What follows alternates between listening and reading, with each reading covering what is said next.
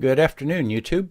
So I've loaded the waypoint for this geocache into my bike computer, and I've ridden up the trail until the distance to go hit a minimum, and I just parked the bike, and let's get out and see if we can figure out where this geocache is. So here I've opened up the Rdex or Rolodex program with my geocaching card file, and you can see there it's now downloaded all of these geocaches.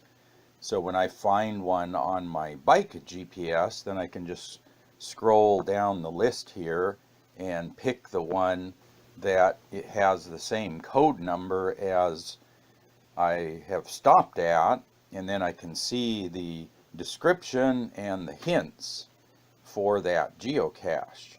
Okay, I was unable to find the geocache using the GPS because of the heavy tree cover, but the description says it's an ammo can, so that means it's on the ground, and it mentions in the hint big tree. So I found the biggest tree, hiked up to it, and there's an ammo can at the base of the tree under some branches and leaves. Okay, opened up the ammo can, signed the logbook, put my trackable in, and took one of the other trinkets left inside. That's sort of the geocaching etiquette. You move something along, and so that worked with the Rdex program, and then just the saved hints and description. So let's take a look at how to do this using the geocaching app and also its offline data capabilities. Okay, YouTube, so I'm in the geocaching app here, and what you need to do for offline use is go up here to the menu. You get your list. There's my bookmark list that I made off of the geocaching website. But what you have to do is come over here to the right side, these three dots, and right here is a menu. You can see delete. You can view the list on the map. These are all your saved geocaches. Right now it's saying download offline data because I've added some new geocaches to my list. It needs to know if I want to download that data. So you click on that, and then you could go back here. Okay, so it is downloading there.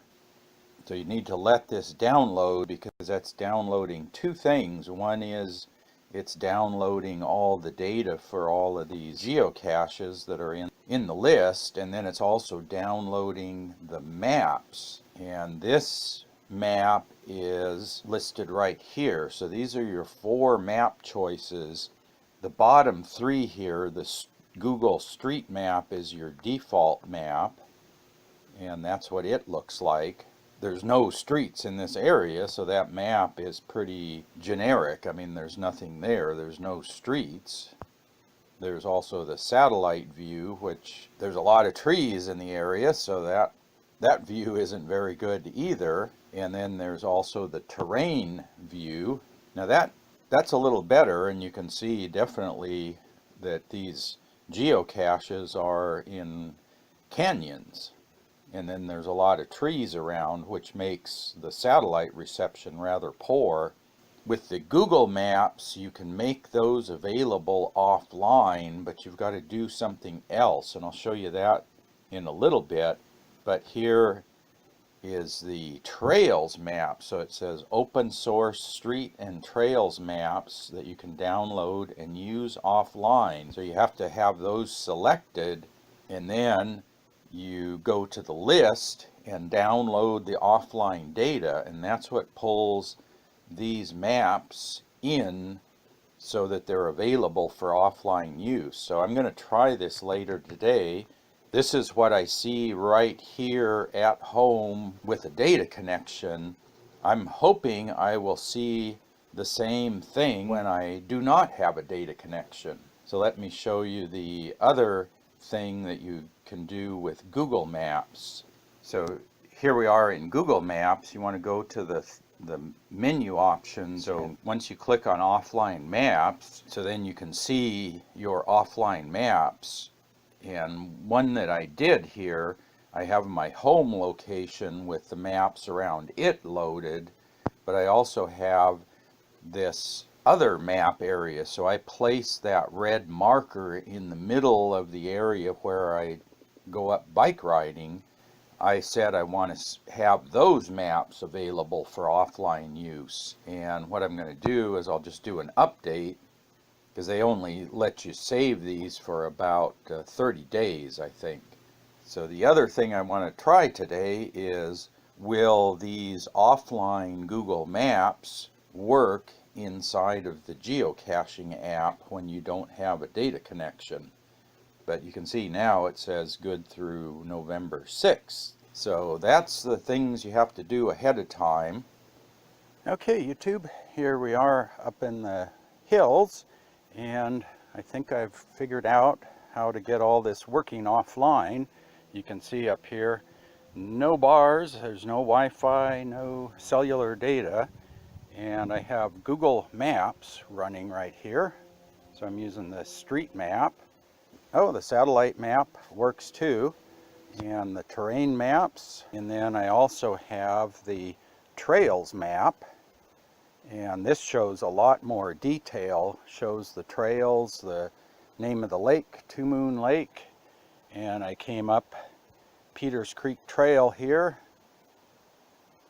and then across there's a little bridge right here. You can see we're pretty close to that cache. So here you can see the GPS position accuracy. That's that big circle jumping around all over the place. Right now it looks like it's pretty good. Still says I'm 100 feet away from it. In fact, I'm not moving, and now we're only 39 feet away. Now right here I've zoomed in as far as I can zoom in on this map, and there you can see the location accuracy. So I guess the satellites kind of come and go, because we're under some pretty heavy tree cover. And again, I'm not moving, but the position it shows me now in the lake. One benefit of like the Google Maps, if we go here to terrain maps, I can zoom in much farther. So you can see I can get way in. Problem is there's not a lot of detail on those maps. You see the trail right there. And again, I'm not moving.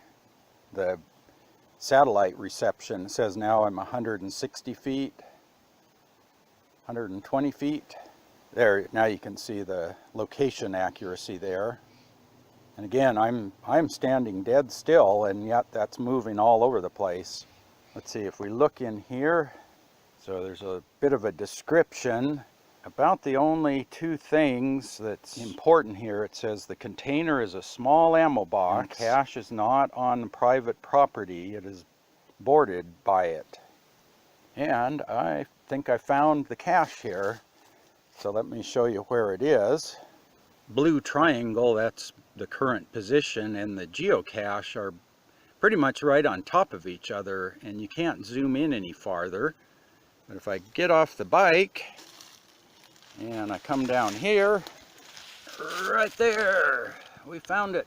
So I'm going to go ahead and open that up. I'll sign the log, and we'll mark this one as found. So there we go. I think everything's working.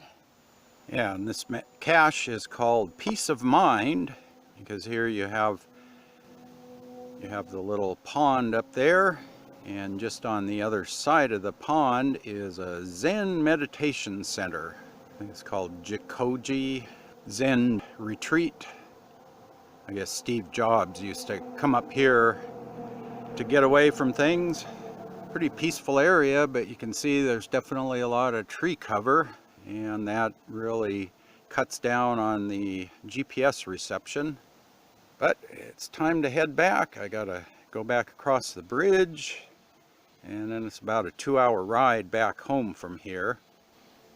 So I better get going, but anyway, hope you enjoyed the little geocaching exercise. So this is real offline geocaching. There's no Wi-Fi, there's no cellular data. Everything is downloaded for offline use, and I think everything worked. So yeah, if you have any questions about that, post up in the comment section down below. I'll put some of my other geocaching and cycling videos over on the left side. And as always, thanks for watching. So we got Two Moon Lake up there. So yeah, pretty peaceful place. Peace of mind geocache.